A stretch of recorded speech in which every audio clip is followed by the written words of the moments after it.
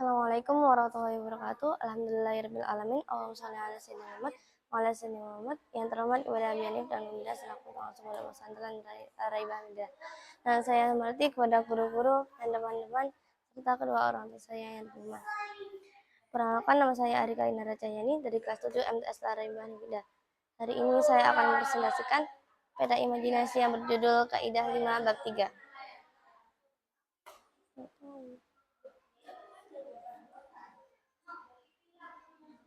Kaidah ke-18. Sesuatu yang nadir jarang terjadi itu apakah disamakan dengan jenisnya ataukah dengan bendanya itu sendiri. Pendapat 1, disamakan dengan jenisnya. Pendapat 2, disamakan dengan benda itu sendiri. Persoalan, karena suatu kecelakaan, seorang perempuan putus tangannya.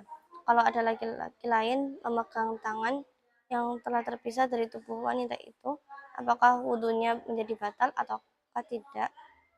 Menurut pendapat 1, batal wudhunya. Menurut pendapat 2, tidak membatalkan wudhu. Keterangan, tangan yang sudah terpisah dari tubuh perempuan itu kalau dipandang dari segi jenis termasuk jenis tangan perempuan. Tetapi kalau dilihat dari segi keadaan bendanya itu sendiri, tidak lebih daripada sepotong daging. Yang disepakati, di antara masalahnya ada pula yang tegas-tegas nadir disamakan dengan jenisnya, seperti ada yang sejak lahir mempunyai dua muka dan tidak diketahui manakah yang merupakan kelebihan. Menurut hukum, kedua muka wajah itu wajib dibasuh dengan wudhu. Dan ada juga nadir disamakan dengan keadaannya. Misalnya, jari lebih dan melihat letaknya memang jelas merupakan jari lebih. Menurut hukum dalam bab diat, jari lebih itu disamakan dengan jari asli. Kaidah ke-19.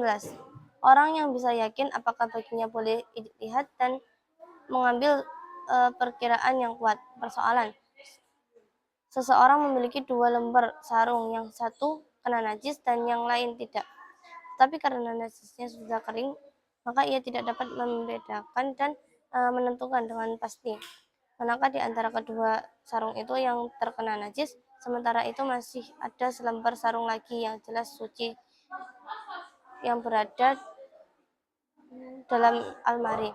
Ketika ia akan sholat, bolehkah ia ijtihad menempati dua lembar sarung yang masih diragukan itu benar yang suci di antara keduanya, ataukah dua-duanya ditinggalkan dan menggunakan sarung ketiga yang masih dalam almari yang jelas suci?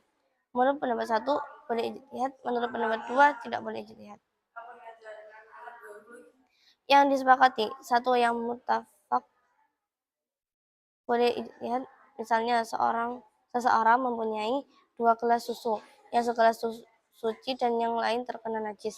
Di samping itu, dalam almari ada gelas lagi yang jelas suci.